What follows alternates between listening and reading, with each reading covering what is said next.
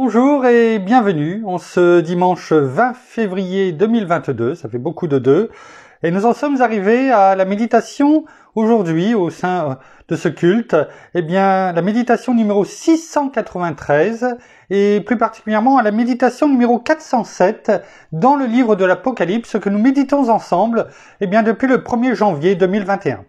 Avant de poursuivre dans notre méditation du jour, prions.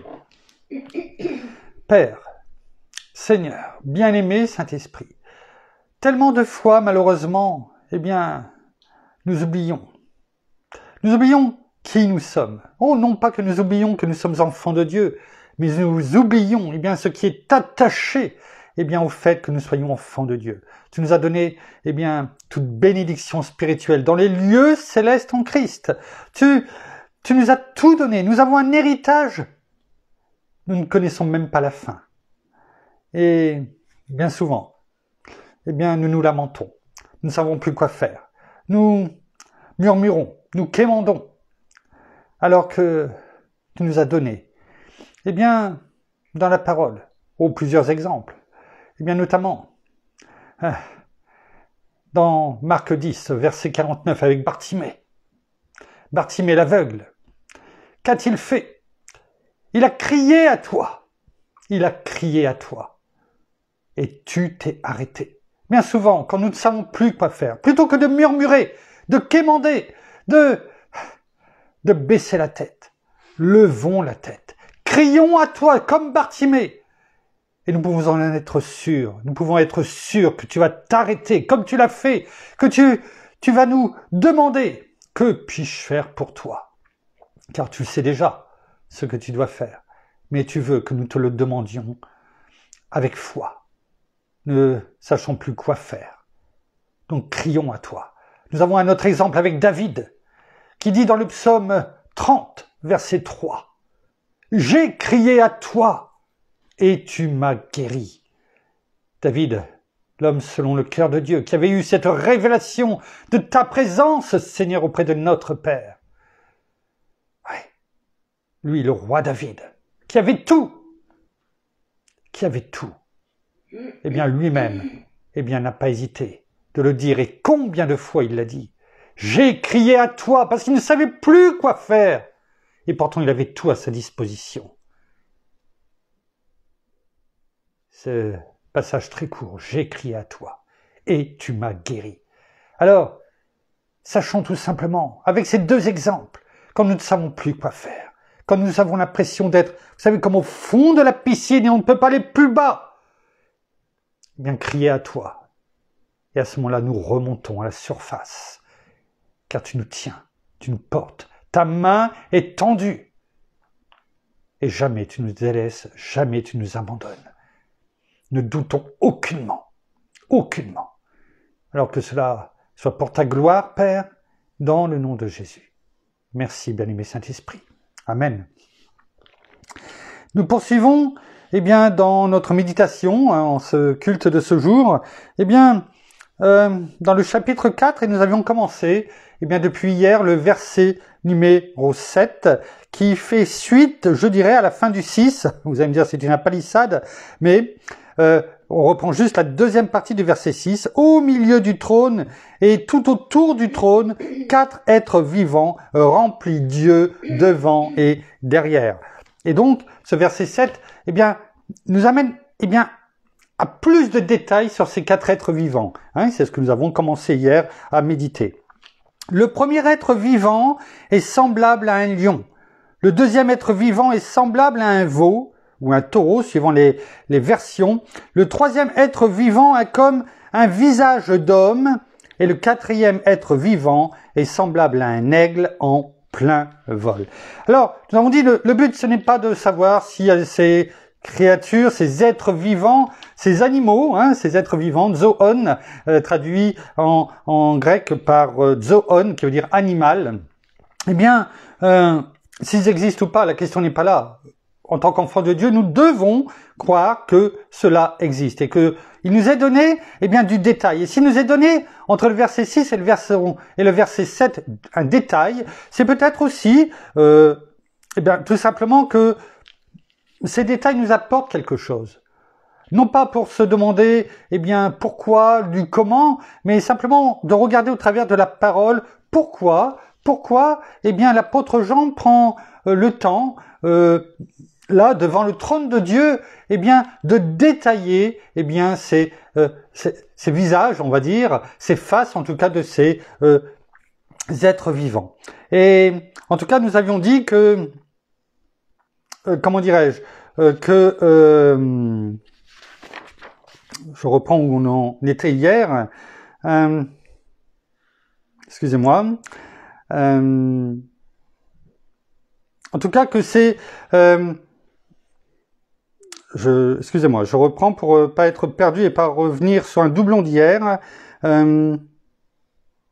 Voilà, que ces êtres vivants, comme nous l'avons vu au verset numéro 6, et là que nous voyons au verset numéro 7, eh bien, nous avons vu eh bien, que dans la vision d'Ézéchiel, dont nous avions déjà parlé il y a quelque temps, et nous avons repris ces mêmes visions hier dans Ézéchiel chapitre 1er, versets 2 à 10, dans Ézéchiel chapitre 8, verset 1, pour bien situer eh bien, le moment où Ézéchiel a sa première et sa deuxième vision, c'est-à-dire au temps du roi Jéhoïakin, à pas confondre avec son père Jéhoïakim, et ces visions les a, eh bien, lui, Jéhoïakin, qui n'a régné que 3 mois sur le royaume de Juda, et qui ont lieu, ces visions, comment dirais-je, lors de la 5e et 6e année, eh bien, de la déportation à Babylone, hein, c'est pour situer. Et la deuxième vision, eh bien, d'Ézéchiel, il l'a dans le chapitre 10, Ézéchiel 10, versets 14 et 15. Ça, c'était pour le rappel de ce que nous avions vu hier. Et nous avions vu, parce que Ézéchiel le dit, ce sont des chérubins, des messagers de Dieu, en tout cas on peut les appeler comme ça, on n'est pas là pour se demander si ce sont des chérubins ou si ce sont des séraphins, je crois qu'il faut se situer au-delà de cela, en tout cas ce sont des messagers de Dieu, et leur apparence en tout cas, notamment dans le verset numéro 6, hein, que nous avons repris tout à l'heure, marque bien l'omniscience de notre Père au travers de ces messagers. Et ces messagers, ces chérubins ou séraphins, reflètent parfaitement les qualités du Dieu Tout-Puissant. Ils représentent non pas ces qualités, mais ces êtres vivants, représentent le Dieu Tout-Puissant, leur Dieu. Pour eux, c'est leur Dieu, comme c'est notre Père, notre Dieu. Ils parlent et agissent en son nom. Alors, nous allons maintenant rentrer un peu plus dans le détail de chez chaque être vivant. Ce que l'on appelle parfois, je dirais, au travers de ces êtres vivants, les 4 attributs de Dieu. Même si, et en tout cas je suis sûr, je le pense, mais j'en suis sûr en le disant, eh bien, notre Dieu, le Dieu Tout-Puissant, notre Père, ne peut pas se résumer seulement à ces 4 attributs que l'on parle communément. Hein. On parle, c'est juste pour ces 4 attributs, en tout cas par rapport à ces êtres vivants, mais on est bien d'accord, je le dis et je le répète, ne résumons pas la puissance de notre Père, de notre Dieu, le Dieu tout-puissant de tout l'univers, eh bien, à simplement 4 attributs. Et lorsque l'on parle d'attributs, on ne parle pas des attributs comme on le parle dans le monde. Hein. Ce ne sont pas ici des objets emblématiques, je dirais, qui sont associés, eh bien, à quelqu'un, comme par exemple les Grecs ont pu le faire avec Zeus et l'éclair, comme avec comment dirais-je, leur dieu de la mer Poséidon, avec comment dirais-je, le trident. Voilà, hein, par exemple. Eh bien, non, on ne parle pas de ces attributs emblématiques. Notre Père, le Dieu Tout-Puissant, est bien au-delà de tout cela. On parle, eh bien, de choses qui le représentent lui et son pouvoir, ses qualités, sa toute-puissance que nous avons médité, eh bien, assez longuement dans ce chapitre 4 du livre de l'Apocalypse. Alors, posons nos regards un peu plus longtemps, je pense que ça nous prendra au minimum 2 méditations, et bien sûr, le premier être vivant. Il est écrit, hein, il est écrit que le premier être vivant ressemble à un lion. Hein, je le prends, le premier être vivant est semblable à un lion. Alors, que représente la symbolique du lion, je dirais, dans notre monde, et et dans l'histoire aussi biblique. Hein, on va le voir, parce que c'est bien cela qui est le plus important. Alors le lion, bien sûr, tout le monde le sait, on peut prendre la définition, c'est un grand félin redouté et craint. Un animal noble, on va dire, hein, on le voit hein, dans tous les reportages que l'on peut voir, hein, selon sa stature. Je parle pas des dessins animés, bien sûr, du roi lion. Hein, un animal noble, en tout cas, et respecté. Respecté parce que, eh bien, il est redoutable et aussi, eh bien, les autres animaux le craignent et pas que les animaux. Donc, quand on parle de noble et respecté, voilà, il faut aussi pourquoi il est respecté. Hein, il faut toujours mettre les choses, eh bien, comment dirais-je, en face l'une de l'autre. Il est associé, le lion est associé à l'autorité et au courage. Et il est souvent appelé le roi des animaux. Alors, il dégage également une forme de majesté, de pouvoir, qui induit le respect et la soumission. Alors, bien sûr, bien souvent, on parle ici des animaux envers lui. D'ailleurs, dans le sens figuré, on connaît une expression qui est celle-ci, se battre comme un lion. Hein, vous connaissez cette expression, en tout cas au moins en France, je ne sais pas eh bien ailleurs, mais en tout cas, je pense qu'elle doit exister également sous ce format, se battre comme un lion. Et cette comment dirais-je, cette expression, eh bien, signifie se battre courageusement. Il y a aussi une expression, et je ne parle pas là de nourriture, qui est cœur de lion. Et, quant à elle, qui décrit une personne dotée d'un grand courage. Alors cette expression, ce surnom, cœur de lion, a été attribué notamment, eh bien, au roi Richard Ier d'Angleterre pour sa bravoure et son courage.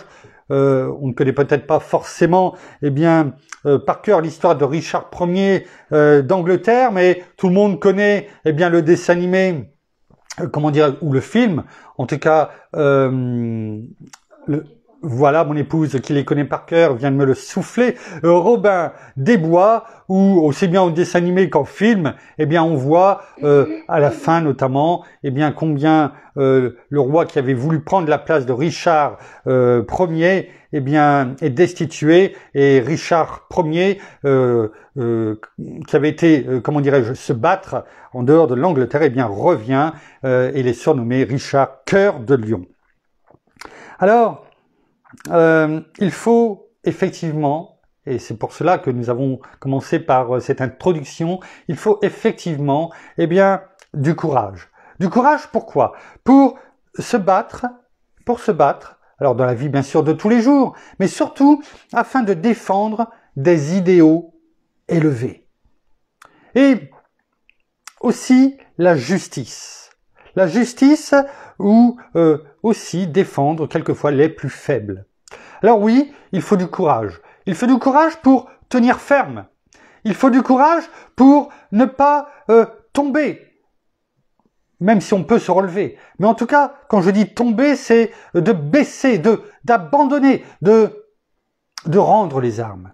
Il faut du courage, parce que on le voit. Nous, en tant qu'enfants de Dieu, eh bien, si nous n'avons pas ce courage, ce cœur de lion, entre guillemets, eh bien, combien de fois, eh bien, nous pourrions abandonner devant les épreuves, devant le monde, devant les pressions de tout genre que l'ennemi, eh bien, veut mettre dans nos vies. On en a parlé hier lors de notre prière, eh bien, d'introduction d'hier, de la méditation d'hier, eh bien, oui, nous avons besoin de ce courage. Notons que la parole, dans 2 Timothée 1,7, nous dit tout simplement, ce n'est pas un esprit de timidité, timidité en français, mais eh bien en grec, qui est l'expression lâcheté, donc on peut le prendre dans le terme originel, hein, ce n'est pas un esprit de timidité ou de lâcheté que Dieu nous a donné, mais un esprit de force, d'amour et de courage. Et donc, nous avons besoin, effectivement, eh bien, de, comment dirais-je, cet esprit de courage. Je ne vais pas dire cet esprit de cœur de lion, mais en tout cas, nous avons besoin, et notre Seigneur nous l'a donné. Donc, pour faire face, pour tenir ferme, pour aussi par rapport à nos idéaux élevés, par rapport à la justice, mais aussi pour donc défendre quelquefois les plus faibles. Regardons ce qui est écrit dans le verset 30, au verset 30, dans la parole. On va le prendre déjà. Proverbe 30, verset 30. Le lion, le héros des animaux qui ne recule devant personne.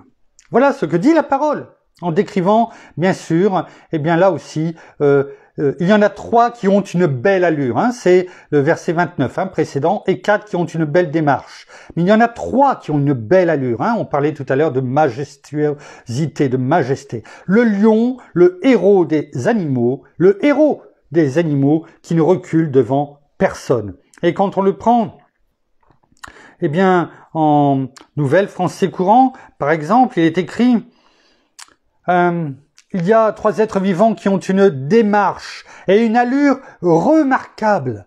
Vous voyez, ça conforte bien exactement tout ce que nous avons pu dire auparavant. Le lion, le plus courageux des animaux qui ne recule devant rien. Et en Louis II, 1910, eh bien, il est écrit le lion, le héros des animaux, ne reculant devant qui que ce soit. Vous voyez, on parlait de Richard Cœur de Lion qui a été accueilli comme un héros. On le voit ici, même la Nouvelle Bible, comment dirais-je, la Louis II 1910 parle le lion, le héros des animaux. Le but, ce n'est pas de mettre en avant des personnes, mais c'est de voir que tout ce que nous avons pu dire, eh bien, est conforté et confirmé, eh bien, par la parole. Et même, j'ai été recherché dans d'autres versions qu'on n'a pas forcément l'habitude de voir, ou qui n'est pas prise dans l'application que j'ai, mais je vous encourage aussi à aller rechercher un petit peu dans toutes les versions qu'il peut y avoir, en tout cas en français. Et dans la version Summer, il est écrit « Le lion le plus brave des animaux qui ne reculent devant personne ». Vous voyez, c'est surtout la première partie, le plus courageux, le héros, le plus brave. Donc on voit bien combien la parole, dans ces différentes versions, eh bien, nous parle, comment dirais-je, de ce lion, du lion, de la figure, en tout cas, emblématique, eh bien, du lion qui nous est ici donné. Donc on voit bien que le lion, ici, dans ces différents versets bibliques que nous avons pris, eh bien, que le lion est associé au courage. Nous pouvons également, et nous terminerons, je pense, sur ces versets peut-être ce jour, nous pouvons voir également dans d'autres passages de la parole, notamment toujours dans l'Ancien Testament, avec Samson et David, qui ont chacun affronté et vaincu seul un lion. Je pense qu'ils étaient déjà aussi, Samson et David, et David, pardon, courageux, ils avaient sûrement ce cœur de lion eux aussi. Et nous allons progressivement avancer en partant de l'animal jusque la fin. Prenons, eh bien, ces versets dans la parole avec Samson et David, donc, qui ont chacun affronté seul, comment dirais-je, un lion. Prenons, eh bien, dans la parole, dans le livre des Juges, chapitre 14, versets 5 et 6. Je vais déjà la préparer aussi parce qu'on va le prendre dans une autre version. Donc, dans le livre des Juges, chapitre 14, Juges, chapitre 14, versets 5 et 6. On le prend déjà en version Colombe. Juges, chapitre 14, versets 5 et 6, il est écrit, en parlant de Samson, lorsque, eh bien, Samson, comment dirais-je, se rend dans ce chapitre 14 à Timna, il vit une femme parmi les filles des Philistins. On sait très bien que, eh bien, ce n'était pas bon, eh bien, d'aller voir, eh bien, ailleurs, en tout cas, et encore moins chercher une femme dans les peuples suivants, mais il est parlé ici dans la parole que c'est Dieu qui avait permis ceci afin que, eh bien, Samson combatte à un moment donné les Philistins qui à cette époque-là, bien dominait sur Israël. Hein, c'est pour aussi situer ces versets dans ce contexte. Et il est écrit au verset 5 et 6, « Samson descendit avec son père et sa mère à Timna, et ils arrivèrent aux vignes de Timna. Or, tout à coup, un jeune lion, rugissant, vint à sa rencontre. » Imaginons, toujours, comme je vous l'ai dit, essayons d'imaginer. Essayons de nous plonger dans ce que la parole de vérité nous dit. L'Esprit, avec un grand E, le Saint-Esprit, l'Esprit de Dieu, l'Esprit de l'Éternel s'empara de Samson, qui, sans avoir rien à la main, donc à main nue, déchira le lion comme on déchire un chevreau. Soit dit en passant, je n'ai jamais déchiré un chevreau non plus de mes propres mains, même tout court. Mais là, à main nue, eh bien, il est dit que Samson déchirera, comment dirais-je, le lion. Imaginons, enfin, c'est difficile même d'imaginer, même si c'était un jeune lion, mais quand même. Il ne dit pas à son père et à sa mère ce qu'il avait fait. On va s'arrêter sur ces versets-là. Prenons-les, en ces deux versets en Nouvelle Français courant. Il est écrit « Samson et ses parents partirent pour Timna. Lorsqu'ils arrivèrent aux vignes, proches de la localité, un jeune lion bondit en rugissant vers Samson. » Autant auparavant, il était écrit, or tout à coup un jeune lion rugissant vint à sa rencontre. Il y a une différence entre venir à la rencontre de quelqu'un et bondir sur quelqu'un. J'ai mon épouse en face de moi, si je viens vers elle, comme un gentleman, comme j'ai toujours été, je pense, avec elle, et notamment, lorsque je l'ai rencontrée pour la première fois, je n'ai pas bondi sur elle.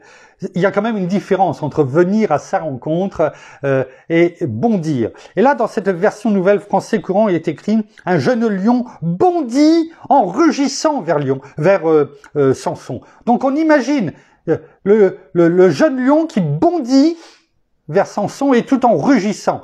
À mon avis, ce n'était pas pour lui faire la causette.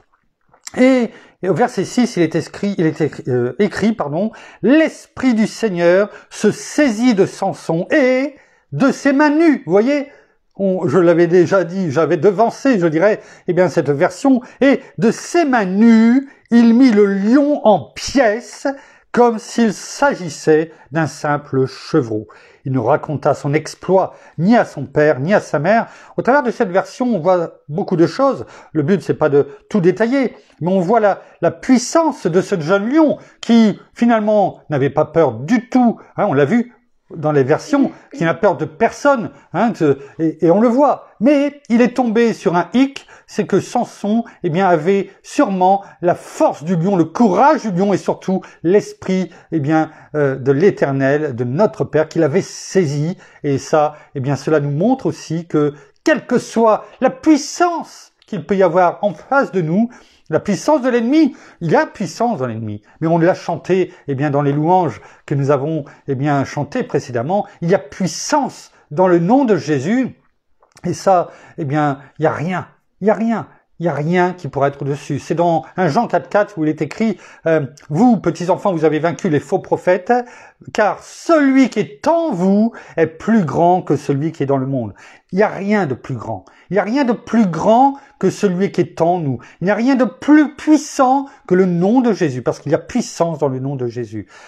Donc, rappelons-nous ceci. C'est cela également la parole. C'est cela aussi pourquoi, cette figure de lion, on aurait pu passer comme cela, comme beaucoup le font, et je ne juge pas, mais nous voyons les choses de façon différente afin de nous plonger dans la parole, afin que la parole, par notre bien-aimé Saint-Esprit, nous enseigne aussi, des choses que nous devons vivre au quotidien dans notre vie. Alors, quel que soit ce qui peut, nous faire peur, vouloir bondir vers nous en rugissant, en faisant du bruit, peut-être en criant plus fort que ce que, nous pouvons entendre, un cri peut-être qui pourrait être perçant, en tout cas qui veut nous percer, nos tympans, mais en tout cas qui veut nous faire plier les genoux afin de nous dire oui, j'ai peur et je rends les armes, oui, je me rends. Et se rendre, c'est rendre aussi les armes, mais aussi s'abandonner, se dire, bien, je deviens ton esclave. C'est cela aussi, se rendre. Non, non, non, non, non, non. Rappelons-nous ce que nous dit ici la parole. Eh bien, le lion bondit en rugissant vers Samson, mais l'Esprit du Seigneur se saisit de Samson et, quand l'Esprit du Seigneur, eh bien, nous saisit, il y a toujours un et qui nous est toujours favorable. Et de ses mains nues, il mit le lion en pièces comme s'il s'agissait d'un simple chevreau. Rappelons-nous cela. Quelles que soient les épreuves de notre vie, l'Esprit du Seigneur est en nous. Nous sommes le temple de Dieu et l'Esprit de Dieu, eh bien, habite en nous. Et tous ceux qui essaient de nous détruire, eh bien, Dieu le détruira. C'est ce que dit la parole dans 1 Corinthiens 3, 16, 17. Donc, ne l'oublions pas. Nous poursuivrons, eh bien, demain, parce que sinon nous risquons de, de dépasser, de prendre, eh bien, à la légère ce que la parole nous dit. Mais gloire à Dieu, parce qu'on s'aperçoit que, eh bien, lorsque notre bien-aimé Saint-Esprit, eh bien, est en nous. Et ce n'était pas, à cette époque-là, rappelons-nous, ce n'était pas le cas de tout le monde. C'est une grâce, c'est une bénédiction. Notre Seigneur l'a dit, eh bien, il est préférable pour vous que je m'en aille, afin qu'un autre consolateur vous soit donné, l'esprit de vérité, cet esprit de puissance. Il est une personne, notre bien-aimé Saint-Esprit, parce qu'il est dit, n'attristez pas, notamment le Saint-Esprit. Il est là, il ne demande bien qu'à agir lorsque l'on crie comme nous avons prié aussi à lui. Il est là, il intercède pour nous. Si nous ne savons pas quoi dire, crions à notre Seigneur et laissons notre bien-aimé Saint-Esprit agir en nous, parce que notre Seigneur, c'est l'Esprit de Dieu. Il est en nous. Ces êtres vivants avaient des yeux partout. Notre bien-aimé Saint-Esprit est en nous et il voit toutes choses. Il connaît tout de nous. Il connaît tout de nous. Et le fait d'avoir cette révélation également nous permet de dire, si tu connais tout de nous, et que tu vois déjà même en plus ce que nous n'avons pas encore perçu de nos yeux, viens me le révéler. Je m'abandonne à toi. Quelquefois il n'y a pas besoin de beaucoup de mots. Un cri, Seigneur, Jésus, viens à mon aide. Viens à mon aide. Même si tu as déjà tout accompli, viens par notre bien-aimé Saint-Esprit me révéler, m'enseigner toutes choses. Me rappeler que tu as déjà tout accompli, que tu m'as tout donné, et nous avons beaucoup plus que ceux qui vivaient dans l'Ancien Testament, de nos frères et sœurs. La plupart, n'avaient pas, quand je dis la plupart, c'est pratiquement personne n'avait notre bien-aimé Saint-Esprit en lui. Il n'y avait que les rois, les prophètes, et ici les juges. Ouais. Les autres ne l'avaient pas. Et nous avons, par grâce, notre bien-aimé Saint-Esprit, notre Seigneur Jésus, qui est venu sur cette terre et qui a tout accompli pour nous à la croix et qui nous a ouvert par sa chair un libre accès au lieu très saint. Il a tout accompli pour nous. Nous avons tellement plus dans la Nouvelle Alliance que dans l'Ancien Testament. Ce qui ne veut pas dire que nous ne pouvons pas recevoir des leçons de l'Ancien Testament pour les appliquer à notre vie d'aujourd'hui, comme ça a été le cas aujourd'hui.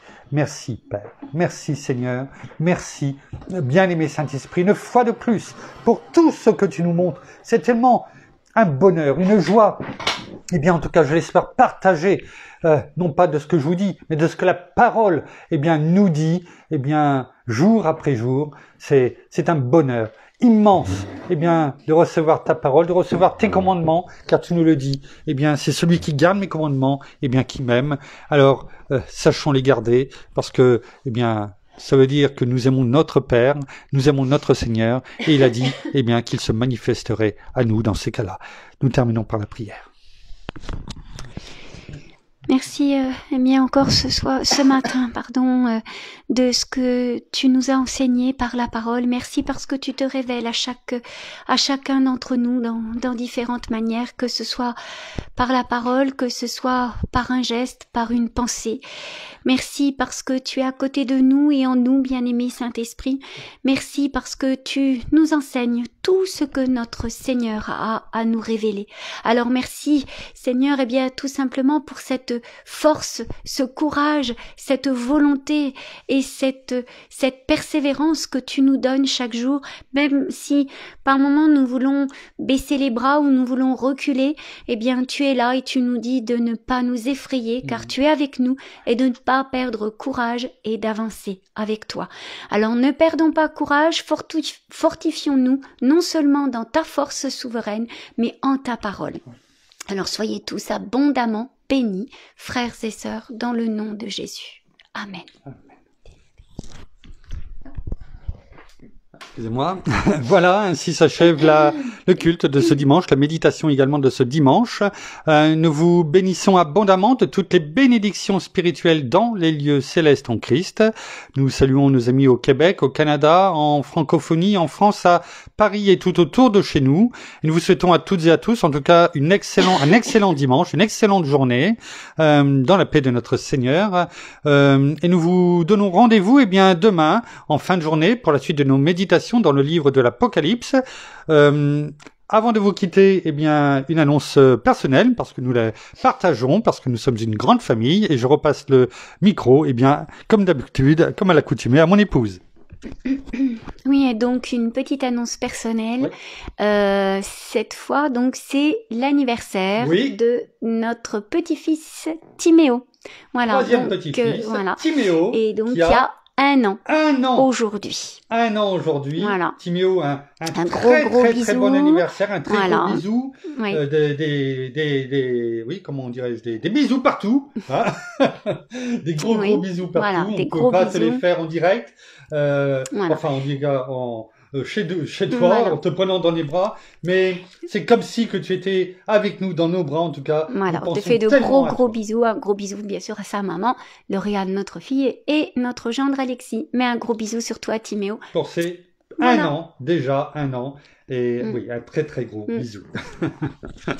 Vous allez finalement connaître toute la famille au fur et à mesure, mais c'est très bien ainsi parce que c'est aussi le but. Donc en attendant, eh bien de vous retrouver demain, nous vous bénissons abondamment. À demain, au revoir.